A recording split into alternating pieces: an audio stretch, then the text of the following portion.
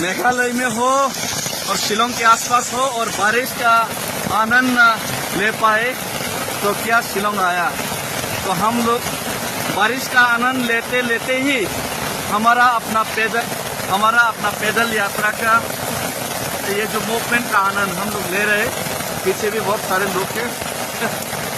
तो मैं तो बारिश में भीगना चाहता था, लेकिन मोबाइल साथ नहीं देगा, मोबाइल भीगने से प्रॉब्लम होगा। सो थैंक यू बारिश से जो शिलोंग में स्वागत किया। ये मैं समझता हूँ कि भगवान का आशीर्वाद है और ये गॉड का ग्रेस है।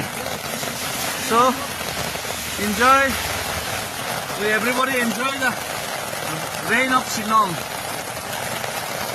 It's not a rain यार, drizzling। बारिश तो और भी ज्यादा होना चाहिए, just drizzling। Thank you।